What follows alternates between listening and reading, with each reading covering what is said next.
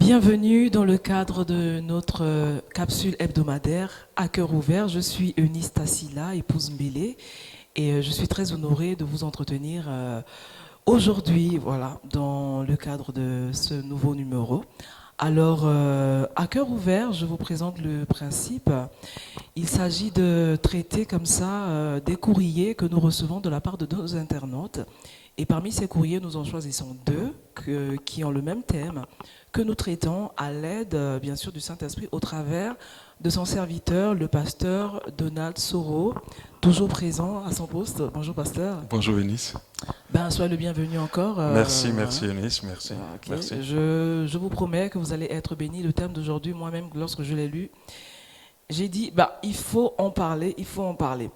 Alors, n'hésitez pas, si vous avez un sujet qui vous préoccupe, vous avez une préoccupation, vous pouvez nous écrire à notre numéro WhatsApp qui s'affiche sur l'écran et nous nous ferons le plaisir comme ça de vous répondre, toujours bien sûr sous l'inspiration du Saint-Esprit. Donc c'est parti pour aujourd'hui. Aujourd'hui nous traitons d'un thème assez particulier. Le thème d'aujourd'hui est la dépression et le chrétien. La dépression et le chrétien. Nous allons lire le courrier de deux personnes. Le premier courrier est celui de Anne-Marie, jeune fille de 21 ans, qui nous écrit de Paris et qui dit ceci. Je me nomme Anne-Marie. Voilà. Je me nomme Anne-Marie. J'ai eu une vie passée assez compliquée. Très jeune, j'ai vécu dans le souci de la dépression qui a failli me pousser à me suicider. C'est à l'âge de 14 ans que tout a commencé. Je suis passée par une grosse dépression qui a commencé par l'angoisse le jour où ma sœur a failli mourir, entre autres d'anorexie et tentative de suicide, ainsi que mon père d'un infarctus. Aujourd'hui, je vis toujours de grosses angoisses, dites de mort. Tous les jours, depuis plusieurs mois, je fais des crises d'angoisse, spasmophilie. Elles sont de plus en plus violentes. Mes pasteurs, il y en a deux dans mon église, prient avec moi, mais pour l'instant, il n'y a pas de délivrance. Je sais que le Seigneur Jésus fait ce qui est le meilleur pour nous, mais je voulais savoir s'il est possible qu'il ne puisse pas s'approcher de moi comme il le voudrait, même si je lui demande sincèrement. Je me demande si un jour je sortirai de ce problème qui m'empêche de jouir pleinement de ma vie. Aidez-moi, s'il vous plaît. En vous remerciant déjà, que Dieu vous bénisse. Voilà, nous avons là notre premier cas. Ouais. Ok.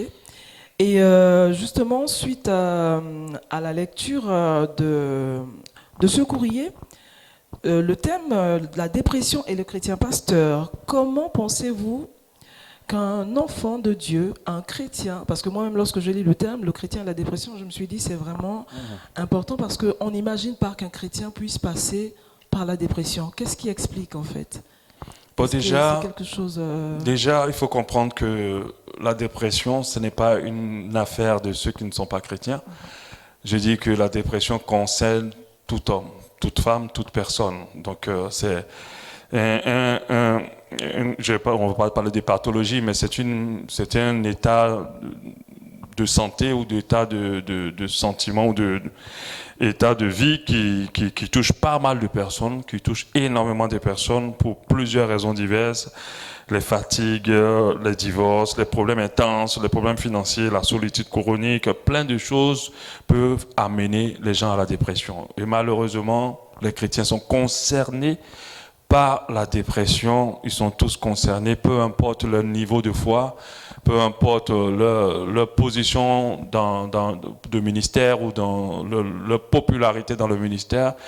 Tout le monde est concerné par la dépression. Nous avons même dans la Bible des personnages bibliques qui sont touchés par la dépression, qui ont été atteints par la dépression. On a le cas clairement de Élie. Élie, malgré que Dieu l'ait utilisé pour tuer ses 400 prophètes idolâtres, 450 prophètes idolâtres, il est passé dans la dépression. Nous ne devons pas oublier que même les plus grands et même les plus grands hommes de Dieu sont touchés par la dépression. Aux États-Unis, on a pas mal de pasteurs qui passent par là parce qu'eux, ils connaissent cette fléau, ils connaissent cette maladie.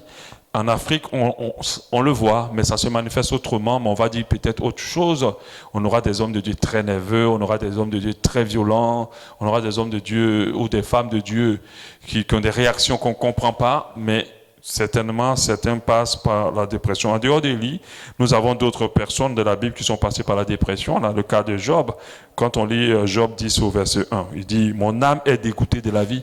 Ça, c'est un signe de la dépression. Quand quelqu'un dit « Mon âme est dégoûtée de la vie », c'est un signe de la dépression, c'est un symptôme. Je donnerai cours à ma plainte, je parlerai dans l'amertume de mon âme. Et on a le cas de Jérémie aussi, en Jérémie 15, 10. « Malheur à moi, ma mère, de ce que tu m'as fait naître homme de disputes et de querelles dans tout le pays. Je n'emprunte ni ne prête, et cependant tous me maudissent. » Donc c'est quelqu'un qui est déprimé. On a le cas aussi de Jonas, en Jonas 4.3. Voilà, maintenant l'Éternel, prends-moi donc la vie. Jonas demande à Dieu de lui prendre la vie, car la mort m'est préférable à la vie. Donc quand quelqu'un parle comme ça, c'est quelqu'un qui est déjà déprimé. Quand on est déprimé, on n'a pas envie de vivre. Il y a un évangéliste important, un docteur important qui a donné une citation, docteur Louis Palo, grand évangéliste argentin. Il confesse, c'est une confession, il a eu cette humilité de reconnaître qu'il passe par la dépression. Il dit « Ma plus grande tentation n'est pas l'argent, le sexe ou d'autres péchés. » Donc, ça veut dire, en tant que chrétien, on peut ne pas tomber dans le sexe, dans l'argent, on peut ne pas tomber dans l'amour de l'argent, ni dans certains péchés, mais on peut être vulnérable à la dépression. Mais abandonner, renoncer, le désespoir, la dépression, perdre le courage. Winston Churchill, qui apparaissait toujours fort et courageux, c'est le cas, confessait aussi. Bon, là, c'est le cas du docteur, mais Churchill aussi, fort et courageux, confessait à des moments où le désespoir se dressait devant lui, comme un chien noir le poussant même dans des pensées de suicide. Combien parmi nous sont passés par là? Combien parmi nous ont dit j'en ai assez, je n'en peux plus, j'arrête, j'abandonne, je n'ai plus goût à la vie? Des fois, c'est très léger, la dépression. On ne se rend pas compte qu'on passe par là, mais c'est des fois des choses qu'on vit, et malheureusement, les chrétiens le vivent. En Occident, les antidépresseurs sont les médicaments les plus vendus. Ici, c'est parce qu'on ne les connaît pas, qu'on ne travaille pas beaucoup les maladies de l'âme, parce que c'est une maladie de l'âme. Et du coup, quand quelqu'un passe par la dépression, on ne réalise pas en fait qu'il est en train de passer par quelque chose comme cela. On se dit, bon, c'est les sorciers, parce qu'en Afrique, nous, c'est toujours les sorciers. Il y a tel qui le mange, il y a tel qui le bouffe. Mais en réalité, la personne est en train de faire soit un burn-out, soit il est dans une forme de dépression, clairement. Donc, oui, les chrétiens sont vulnérables, sont concernés par la dépression. Et les plus grands, surtout, ceux qui semblent être forts, comme des pasteurs, comme des grands leaders, des anciens chrétiens, ils sont encore plus exposés à la dépression. Voilà. D'accord, très bien. Merci, pasteur, pour ces réponses. Et dans ce cas, comment savoir, en fait, quand on passe par une dépression? Quels sont les symptômes? Mais pendant que je parlais tout à l'heure, je donnais l'un des symptômes, c'est le dégoût de la vie. On n'a pas, à un moment donné, on n'a pas envie de vivre. On ne prend pas plaisir à la vie. Tout ce qu'on possède n'a plus de valeur. On ne réalise plus la valeur de ce qu'on a. Et on n'a pas envie.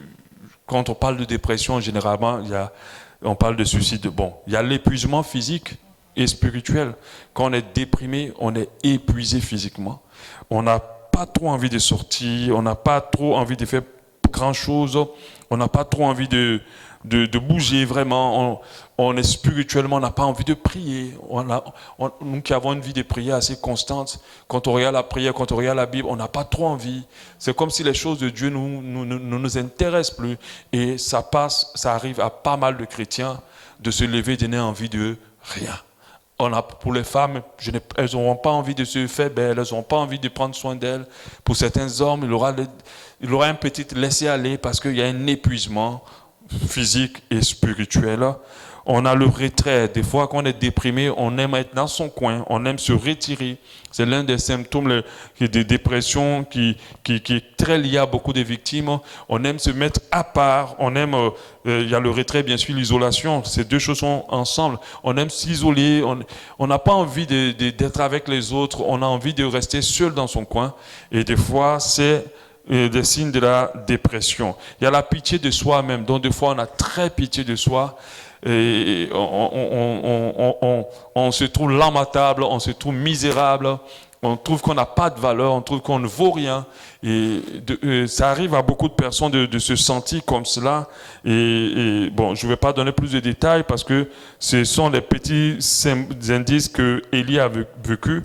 On a peur aussi des fois de ce qui peut nous arriver. On a peur de beaucoup de choses. On craint le pire. Et on peut se retrouver dans la dépression. Et il y a aussi la perte de l'envie de vivre. Bon, ça, je l'ai dit au début. Et c'est l'un des symptômes très importants. Et des fois, vraiment, la vie n'a plus de goût. Vraiment, ça, c'est vraiment l'un des indices les plus importants. Et on ne réfléchit plus de manière cohérente. On n'a plus nos réflexions cohérentes. Des fois, quand c'est très intense, on perd le sommeil. L'insomnie fait partie de la dépression aussi.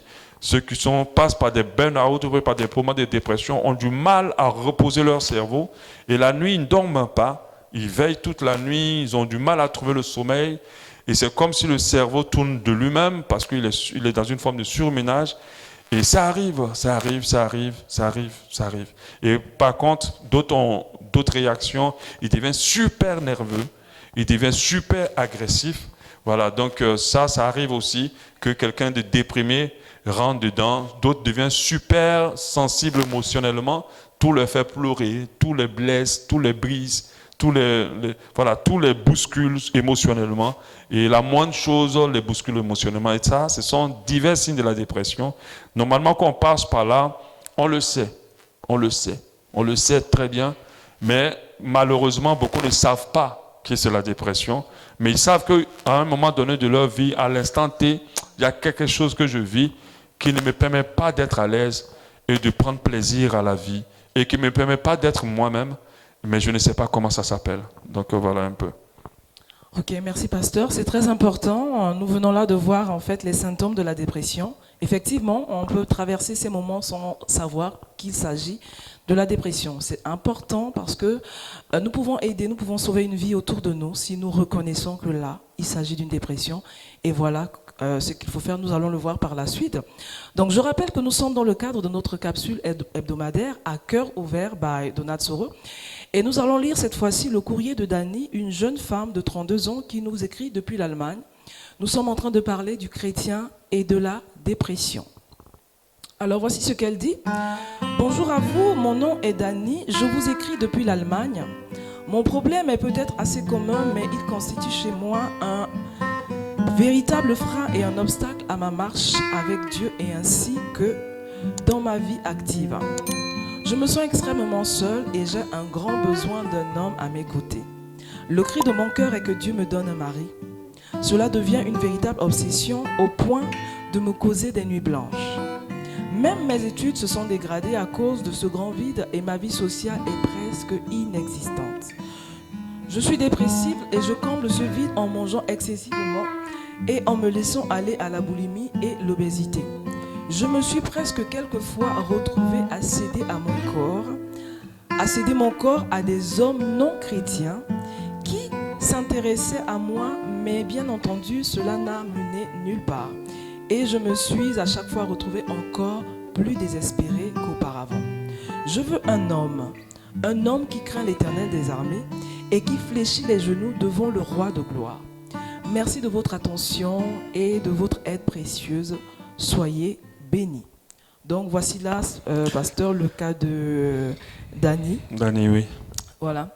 Et donc, à la lecture du courrier de Dani qui est victime de dépression à cause de la solitude, pasteur, pensez-vous qu'on puisse se protéger de la dépression? Si oui, comment? Oui, on peut se protéger. Quand on lit le courrier de Dani, on voit que sa dépression est beaucoup causée par le fait qu'elle soit seule, qu'elle n'ait pas de mari ou qu'elle n'ait pas un homme dans sa vie. Et on a vu que la preuve de sa dépression, c'est le fait qu'elle puisse se gaver de nourriture. Ça fait partie aussi des symptômes, même si ce n'est pas tout le temps. Voilà, d'autres prennent la nourriture pour se consoler. Oui, à la question que tu m'as posée, oui, on peut se protéger de la dépression.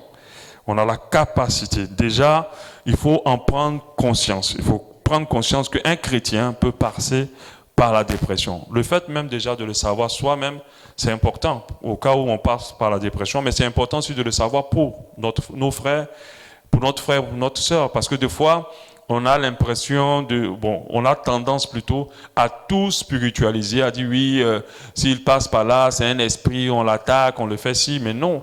Oui, un chrétien, c'est comme si on se refuse d'être humain. On est d'abord humain. Il y a un humain, il a son lot de problèmes. Et en tant qu'on est dans cette chair-là, tout peut être notre partage.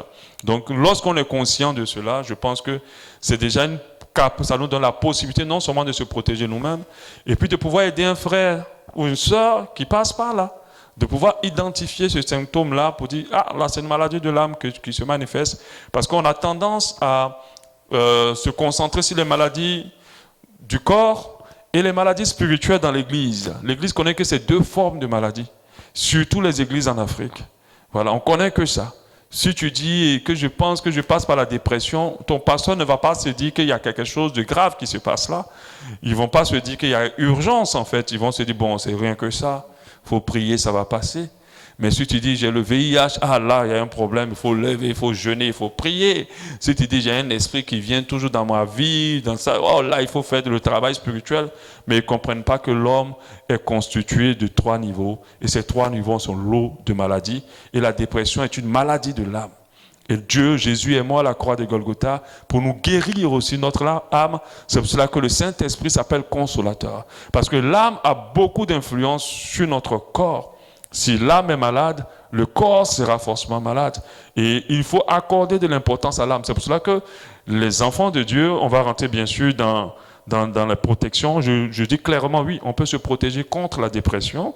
Et ce que nous allons utiliser pour nous protéger contre la dépression, ce sont les mêmes moyens qui vont nous permettre de sortir de la dépression pour ceux qui sont dans la dépression.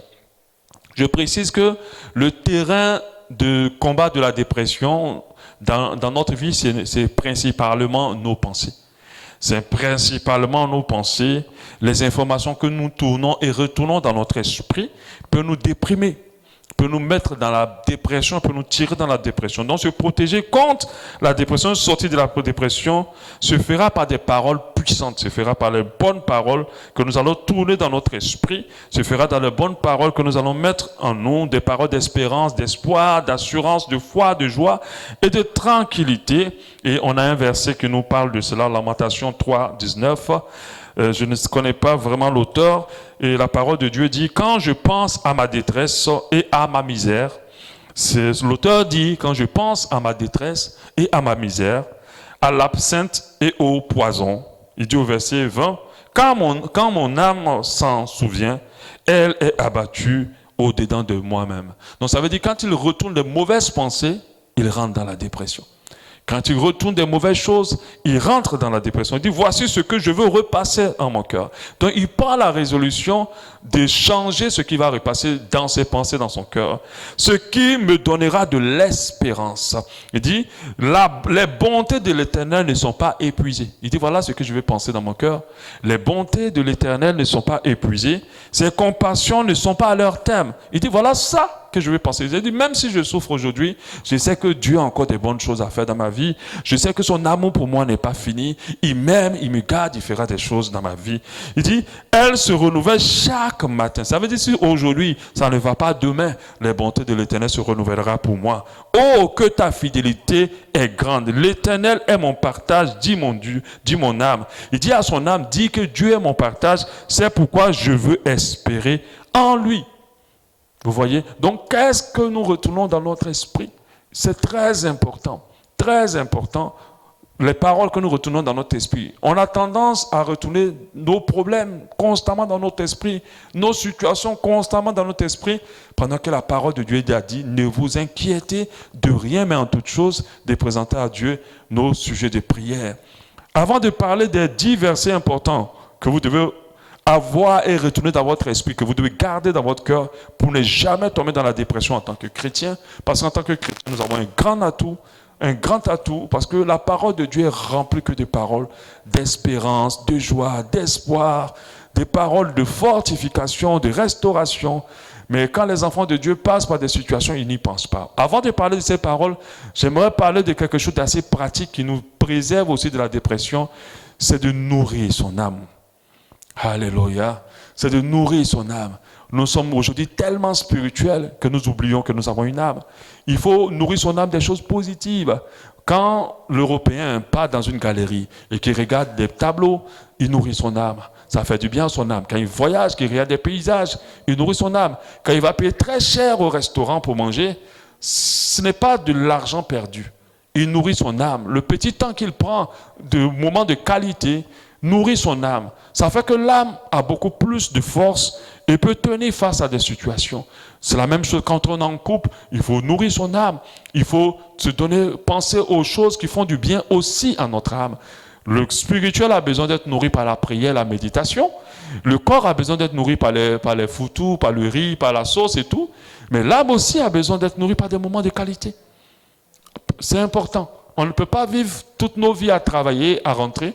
Ceux qui sont sujets à la dépression, c'est des gens qui ont mis l'accent sur le fait de trop travailler, de faire ce qu'ils ont à faire et de ne pas se dire « je fais pause une fois ».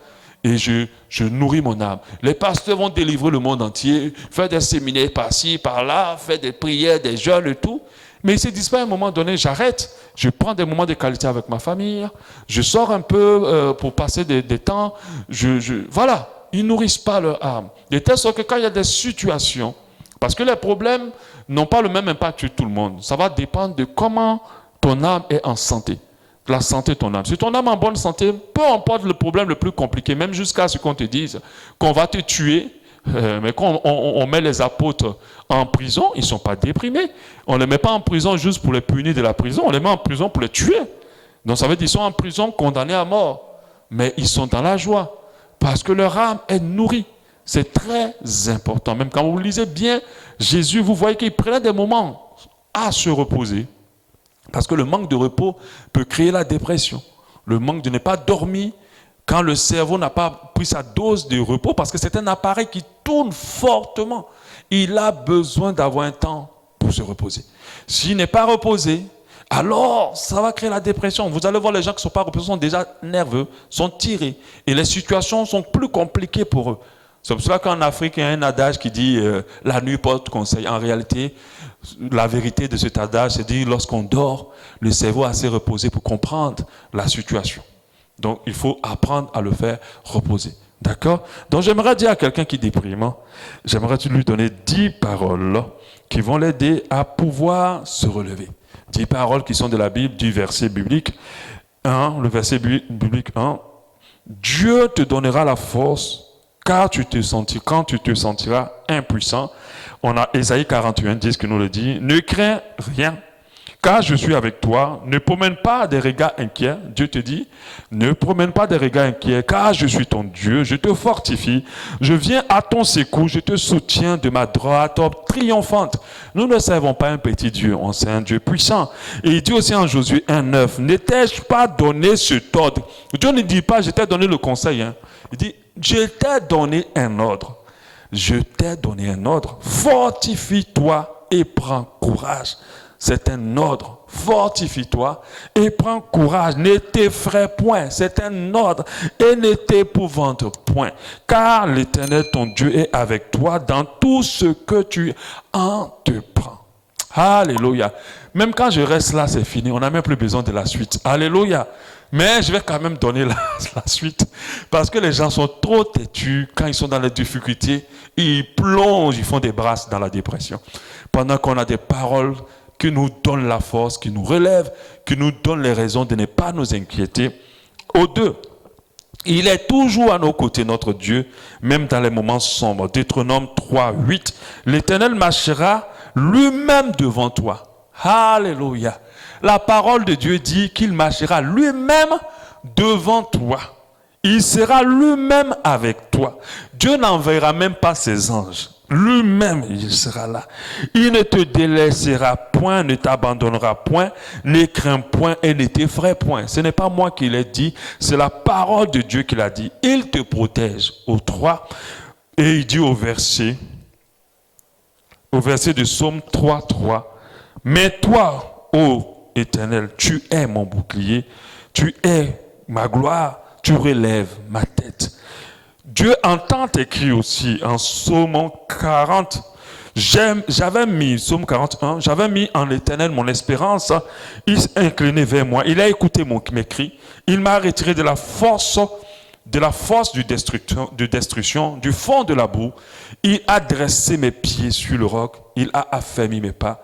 Il a mis dans ma bouche un cantique nouveau. Alléluia. Chante un cantique nouveau dans ta dépression. Parce que Dieu met à l'instant même que tu es en train d'écouter cette émission, un cantique nouveau dans ta bouche. Une louange à notre Dieu. Et beaucoup l'ont vu et ont eu la crainte.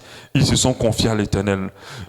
Au 5 ans, il est près du cœur brisé et sauve ceux dont l'esprit se sent écrasé. Donc, on a Psaume 34, 18. L'Éternel est près de ceux qui ont le cœur brisé et il sauve ceux qui ont l'esprit dans l'abattement. Le malheur atteint souvent le juste, mais l'Éternel l'en délivre toujours. Avant de continuer, j'aimerais dire, mais pourquoi tu déprimes? Dieu avec toi. Au 6, il t'apportera le repos quand tu te sentiras fatigué et chargé. On a le fameux verset de Matthieu 11, 28 à 30. Venez à moi, vous qui êtes fatigués et chargés. Je vous donnerai du repos. Prenez mon joug sur vous et recevez mes instructions quand je suis doux et humble du cœur. Et vous trouverez du repos pour vos âmes, car mon joug est doux et mon fardeau est léger.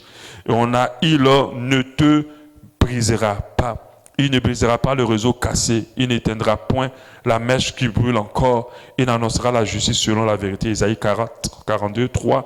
Rien ne pourra te séparer de l'amour de Dieu. On a Romains 8, 38 qui nous dit, car j'ai l'assurance que ni la mort, ni la vie, ni les anges, ni les dominations, ni les choses présentes, les choses à venir, ni les puissances, ni les hauteurs, ni les profondeurs, ni aucune créature ne pourra nous séparer de l'amour de Dieu manifesté en Jésus-Christ, notre Dieu. Et au 9, Dieu n'abandonne pas ceux qui se confient en lui. On a Psaume 9, 10. Ceux qui connaissent ton nom se confient en toi. Alléluia. Pour faire comprendre que connaître le nom de Dieu, c'est de savoir se confier en lui. Ça veut dire c'est de réaliser que c'est notre repos, c'est notre abri sûr. C'est là qu'on peut se réfugier. C'est là qu'on peut regarder. On doit lever les yeux vers la montagne de Sion, d'où nous viendra le secours. C'est celui qui ne connaît pas Dieu qui déprime, qui se laisse emporter par la dépression. Je n'ai pas dit que ces pasteurs qui dépriment ne connaissent pas Dieu. Mais je pense que s'ils se reposent sur le Seigneur, ils ne déprimeront jamais, peu importe les situations. Car tu n'abandonnes pas ceux qui te cherchent, ô Éternel. Car tu n'abandonnes pas ceux qui te cherchent, au 10. Dieu le délivre de toutes nos frayeurs. Psaume 34, 4. J'ai cherché l'Éternel et il m'a répondu. Si tu le cherches, il te répondra. Pour ne pas rentrer dans la dépression, cherche-le, il te répondra. Il m'a délivré de toutes mes frayeurs. Quelles sont tes peurs? Dieu t'en délivre maintenant. Donc j'aimerais dire à quelqu'un, la dépression passe des pensées. Généralement, les pasteurs qui se trouvent déprimés, non seulement ils manquent de repos, mais quand tu manques de repos, les problèmes deviennent gros, deviennent grands. Tu as l'impression que les situations sont difficiles pendant qu'elles sont rien. Le diable va mettre simplement une loupe devant toi pour regarder toutes tes situations. Tu les verras grands pendant qu'ils s'arrêtent. Ce sont juste des moustiques. Tu vas finalement voir un chat comme un lion pendant que ce n'est qu'un chat. Alléluia. Donc il faut que tu comprennes que tu as besoin de te reposer complètement sur le Seigneur. Non seulement pour te protéger de la dépression, parce que la dépression à la porte. Même moi-même qui suis là, des fois ça arrive, quand il commence à m'ouvrir la porte, je suis en train même déjà d'ouvrir la porte de la dépression, puis je me rends compte que je suis en train d'ouvrir cette porte-là. Et très vite, parce que le diable va commencer à mettre des pensées. Je me rappelle, pas peut-être 2-3 mois en arrière, vous savez qu'on est dans un monde où l'argent a tellement de puissance qu'il arrive des fois que l'argent arrive à manquer. Et quand tu es père de 4 enfants et marié, quand tu réfléchis à tout ça, tu te dis, waouh, je fais comment avec mes enfants? Quand j'ai commencé à réfléchir, j'étais en train de tourner la clé de la porte de la dépression et je me suis rendu compte que ce chemin-là, je le connais, il amène à la dépression. Et la parole qui arrive dans mon esprit, ce verset-là qui vient, jusqu'à là, l'Éternel m'a toujours secouru et il me secourra toujours. Et quand ça vient, je ferme cette porte-là à jamais. Et je crois que ce qui n'est pas encore arrivé ne doit pas m'inquiéter. Et ce qui n'est pas encore arrivé n'arrivera pas. parce que Dieu prend soin de moi. J'aimerais dire à Dani, tu n'es pas encore avec un homme, ne déprime pas. Le temps de Dieu viendra, ou ce temps viendra. Mais réjouis-toi de ta jeunesse, prends plaisir à la vie que Dieu te donne. Parce que toute cette dépression va t'éloigner de Dieu et va te faire autant souffrir. Donc voilà un peu ce que je peux dire pour se protéger et sortir de la dépression. Merci, pasteur. Je ne peux que dire merci parce que c'est extraordinaire en fait ce que nous venons d'écouter. Et je pense qu'il n'y a rien de plus puissant que la parole de Dieu. Alléluia. On va dire que sa parole est puissante pour renverser les forteresses. Nous croyons qu'au travers de cette émission, vous êtes visité par Dieu. Vous êtes en train d'avoir une rencontre, une connexion avec le Seigneur. Quelque chose est en train de se produire. Et nous voulons aller un peu plus loin, pasteur, en priant justement pour... Oui, justement, comme on le fait d'habitude, on doit prier parce que je suis sûr que ceux qui ont cliqué sur le lien sont intéressés par le sujet, certainement. Et s'ils sont intéressés par le sujet, certainement ils sont concernés par le sujet. Même pour celui qui n'est pas concerné, comme je l'ai dit, la dépression est une maladie de l'âme très subtile. Des fois, on a comme l'impression qu'on ne passe pas par là. D'autres ont honte de reconnaître qu'ils ne passent par là. Mais je pense que faut pas avoir honte, même des grands hommes de Dieu, des grands leaders tombent dans la dépression. Alléluia. Donc je vais prier pour toi qui m'écoutes, qui est en face de cet écran. Je veux prier non seulement que Dieu t'éloigne de cela et que Dieu te sorte de la dépression si tu passes par la dépression. Et je vais prier au nom de Jésus. Au nom de Jésus, je prie pour toi qui regarde cette vidéo. Et je déclare maintenant sur ta vie que Dieu te libère de la dépression. La dépression cache derrière des esprits de dépression. Au nom de Jésus, pour toi qui le vis, que Dieu t'en libère à l'instant même et que la paix de Dieu qui surpasse toute intelligence commence à prendre toute la place dans ton cœur et que tes pensées, les pensées qui sont en train de te tirer dans la dépression perdent leur puissance au nom de Jésus. Ce qui les soutient dans ta tête, dans ton cœur, soit brisé à l'instant et que ces pensées-là soient renversées. Je le déclare à l'instant même. Tu reçois la force de Dieu. Tu te relèves dans ton cœur. Je ne sais pas ce que tu vis, mais j'aimerais te dire à l'instant même que ton Dieu marche devant toi, il marche à côté de toi et il te sortira de là. De lui-même, il viendra te sortir de là. Il ne permettra pas à ce que tu sois atteint, il ne permettra pas à ce que ta situation soit dégradante, qu'elle tombe comme tu le crains. Et j'aimerais te dire une chose au nom de Jésus-Christ de Nazareth. Tout ce qui est impossible à l'homme ne l'est pas à Dieu, car rien n'est impossible à Dieu. Repose-toi sur lui. Tu as un grand atout pour ne pas déprimer, c'est de te retourner constamment la parole de Dieu dans ton cœur. Nous avons tous lu le verset qui dit « J'ai choisi de me retourner l'espérance, la foi, la sécurité dans mon cœur. » Alors fais ce choix au nom de Jésus. Je déclare maintenant que c'est là que ton cœur se retourne au nom de Jésus et qu'à partir de maintenant, peu importe ce que tu vas vivre, tu vas penser à ce Dieu-là qui jusqu'à aujourd'hui t'a toujours secouru. Jusqu'à aujourd'hui t'a toujours soutenu. Jusqu'à aujourd'hui t'a toujours gardé, protégé, délivré. Il continuera. Notre Dieu est fidèle dans son secours, il est fidèle dans sa protection. Et je le déclare sur ta vie. Que la paix de Dieu ne te lâche pas pendant que tu es en train de m'entendre, pendant que tu es en train de m'écouter. Que cette paix rentre complètement dans ton cœur et que toutes tes inquiétudes disparaissent. Je le déclare au nom de Jésus. Je le proclame à l'instant même que tu ne t'inquiètes plus de demain parce que Dieu te charge de ton lendemain.